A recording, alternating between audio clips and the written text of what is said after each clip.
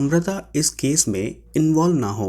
वहीं अमृता पुलिस को यहाँ पर ये बताती है कि थोड़े ही टाइम पहले वो रमकेश के साथ लिव इन रिलेशनशिप में थी और वो दोनों उसी के फ्लैट में रहा करते थे और इसी के चलते वो उससे मिलने के लिए गई थी और उसके बाद वो वहाँ से बाहर चली गई थी और उसको इसके बाद ये नहीं पता कि धमाके का आखिर मुख्य कारण क्या है।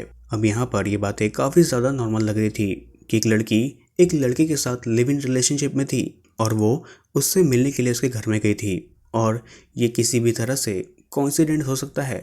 लेकिन जो कुछ भी अमृता ने पुलिस को अब तक बताया था उससे कहीं ना कहीं पुलिस को अमृता की बातों पर शक होने लगा था, क्योंकि जो भी उसके हाव भाव थे वो ये बता रहे थे कि शायद अमृता कहीं ना कहीं पुलिस वालों से झूठी बातें कह रही है।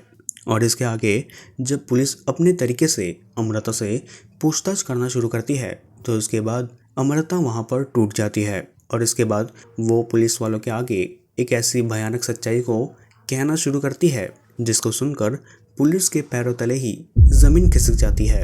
वहीं अमृता पुलिस वालों को आगे ये बताती है कि वो मई 2025 में दिल्ली में शिफ्ट हुई थी मुरादाबाद से और मुरादाबाद में सुमित कश्यप नाम के एक लड़के से उसका ब्रेकअप हुआ था, जिसके बाद वो दिल्ली आ जाती है बीएससी फॉरेंसिक की स्टडीज़ करने के लिए। लेकिन इसके अलावा वो इंस्टीट्यूट में भी जाया करती थी, कहीं पर पढ़ाने के लिए, कहीं पे कुछ बुक्स ढूंढने के लिए। और इसी दौरान उसकी मुलाकात रमकेश के साथ हो जाती है।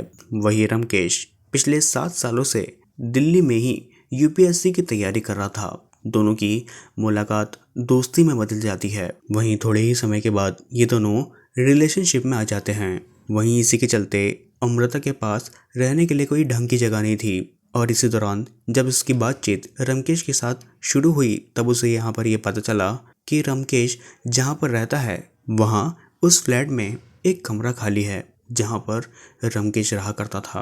वहीं इसके बाद दोनों साथ में उसी फ्लैट में शिफ्ट हो जाते हैं और दोनों ही लिव इन रिलेशनशिप में वहाँ पर रहना शुरू कर देते हैं।